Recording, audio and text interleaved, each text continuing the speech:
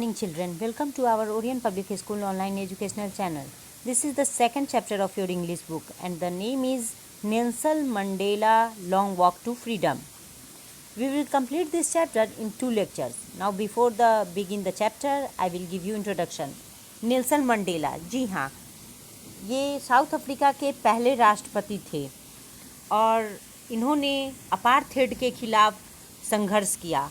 Apartheid मतलब कि रंग भेद नीति के खिलाफ आवाज़ उठाई थी और वो कामयाब भी हुए। उस समय साउथ अफ्रीका में रंग भेद नीति चलती थी, यानी कि गोरों का शासन चलता था, गोरे लोगों का, अंग्रेज़ों का शासन चलता था और काले लोगों को, अश्वेत लोगों को मतलब कोई ये नहीं, मतलब कोई भी किसी तरह का प्रिविलेज नहीं मिला था, कोई भी तरह का विशेष अधिकार उसे प्राप्त नहीं था।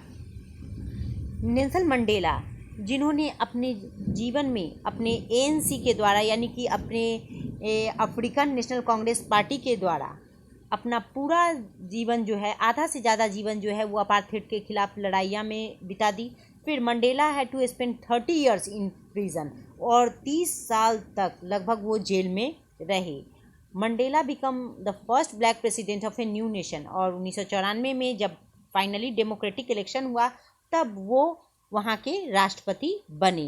जी हाँ, और ये जो चैप्टर है वो है आपका ऑटोबायोग्राफी का एक हिस्सा। जी हाँ, नेल्सन मंडेला जिन्होंने अपनी ऑटोबायोग्राफी लिखी थी, जिसका एक हिस्सा जो है, मतलब कुछ अंश जो है वो इस चैप्टर में दिया गया है और वो है Mandela speaks about A historic occasion in this chapter. यानी कि इस चैप्टर में मंडेला जो है वो अपनी बात कर रहे हैं अपने ऐतिहासिक पल के बारे में, यानी कि एक ऐतिहासिक पल जो कि द इनॉग्रेशन था। अब वो कौन सा इनॉग्रेशन था, किस चीज़ का था, वो हम इस चैप्टर में पढ़ेंगे। Now read this chapter. 10 मई की सुबह, जी हाँ, 10th May dawned bright and clear. For the past few days, I had been pleasantly busied by the dignitaries and world leaders who were coming to pay their respects before the inauguration. The inauguration would be the largest gathering ever of international leaders on South Africa's soil.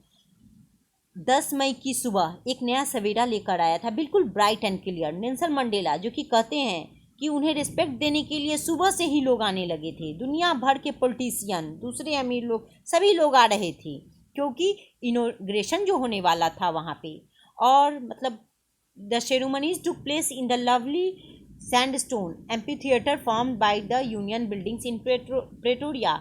जी हाँ, for decades this had been the seat of white supremacy and now it was the site of a rainbow gathering of different colors and nation for the installation of South Africa's first democratic non-racial government. ये जो ceremony थी, ये जो gathering थी, अब तक की सबसे बड़ी गैदरिंग थी। Inauguration ceremony sandstone amphi theatre में होने वाली थी और that was formed by union buildings in Pretoria. पिछले कई डिकेड से वहाँ पे अंग्रेज़ों का शासन था, लेकिन आज ये प्लेस एक रेनबो की तरह, मतलब रेनबो की तरह दिख रहा था। जैसे रेनबो में किस तरह से कैसे 7 रंग के होते, उसी तरीके से रेनबो की तरह दिख रहा था, क्योंकि वहाँ पे मौजूद उस इनॉग्रेशन में वहाँ पे मौजूद थे 140 देशों के लोग, कम से कम 1 लाख लोग वहाँ मौजूद थे, जो कि अलग अलग रंगों के थे, अलग अलग रेसेस के थे, अलग अलग राष्ट्र के थे। और साथ में यहाँ पे ये लोग जो मौजूद थे क्योंकि यहाँ पे first time non racial government जो बनने जा रही थी। On that lovely autumn day I was accompanied by my daughter Zenani on the podium. Mister de Klerk was the first one in as second deputy president. जी हाँ, on that मतलब ये वो ऑटम का खुशनुमा दिन था। उनके साथ उनकी बेटी जेनानी भी थी। मिस्टर डे क्लर्क को सबसे पहले डिप्टी प्रेसिडेंट बनाया गया। Then Thabo Mbeki was sworn in and first deputy president. उसके बाद थाबो मोवेकी को फर्स्ट डिप्टी प्रेसिडेंट बनाया गया। और and lastly when it was my turn, अब उनकी बारी आई थी। And I place to obey and uphold the constitution and to devote myself to the well being to the republic and its people.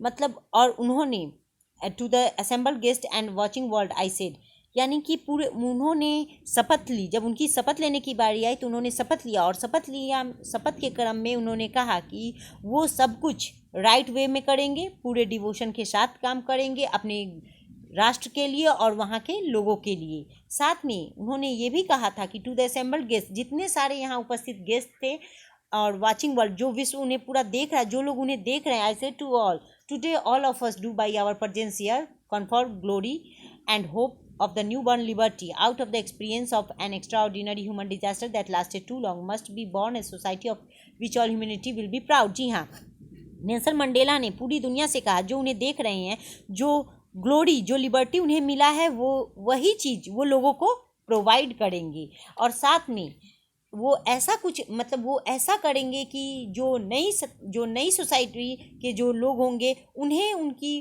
Humanity पे proud होगा। We who were outlaws not so long ago have today been given the rare privilege to be host the nations of the world on our own soil. We thank all of our distinguished international guests for having come to take position with the people of our country of what is, after all, a common victory for justice, for peace, for human dignity। जी हाँ, और वो सभी को, Nelson Mandela कहते कि मैं उन सभी लोगों को शुक्रिया करता हूँ जो यहाँ पे मौजूद हैं और जिन्होंने मेरा साथ दिया इस विक्ट्री में, इस न्याय में और इस शांति के लिए। मतलब उन्होंने जो कदम उठाया, उनको उस कदम में, मतलब वो स्टेप में उनको कामयाबी मिली। और वो कहते हैं कि जो लंबे समय तक जिन्हें कोई भी अधिकार प्राप्त नहीं था, वो उन सभी को एक विशेषाधिकार प्रदान करेंगे। We have at last achieved our political emancipation, we placed our self to liberate all our people from continuing bondage of poverty, deprivation, suffering, gender and other discrimination. उन्होंने ये भी कहा था अपने स्पीच में, उन्होंने अपने शपथ में ये भी कहा था कि हम सभी जो राजनीतिक हम लोगों को हासिल हुई है, उन सभी को मैं ये शपथ लेता हूँ कि मैं सभी के लिए स्वतंत्र रूप से काम करूँगा और सबको इक्वलिटी दूंगा। और साथ में जो लोग गरीबी से गुजर रहे हैं, जेंडर डिस्क्रिमिनेशन से गुजर रहे हैं या फिर रंग भेद अपार्थेड से गुजर रहे हैं, उन सभी को अब कोई भी चिंता करने की ज़रूरत नहीं है, उन सभी को मैं इस चीज़ से छुटकारा दिला दूंगा। Never never and never again shall it be that this beautiful land will again experience the oppression of one by another. जी हाँ, कभी नहीं होगा ऐसा कि ये जो सुंदर सी धरती है उस पर अब ऐसा कभी नहीं होगा कि कोई दोबारा फिर से आके कोई दूसरा इस पर शासन करे और इसको अपनी मतलब जागीर बनाए या फिर अपने हिसाब से इसको चलाए। The sun shall never set on so glorious a human achievement. अब हम लोगों ने जो हासिल किया है उसमें, और साथ में ये साउथ अफ्रीका का जो सन है वो कभी अस्त नहीं होगा। Let freedom reign, God bless Africa. उन्होंने अपने स्पीच में ये भी कहा कि भगवान की असीम, ईश्वर की असीम कृपा बनी रहे साउथ अफ्रीका पे। तो मतलब क्योंकि ये जो नया सवेरा है वो कभी ख़त्म नहीं होगा और आज के बाद ऐसा कभी नहीं होगा जो लोग सफ़र कर रहे थे उन्हें सफ़र करना पड़े, ऐसा कभी नहीं होगा। So that's all for today of this lecture. We will present with the second lecture soon. Thanks for today.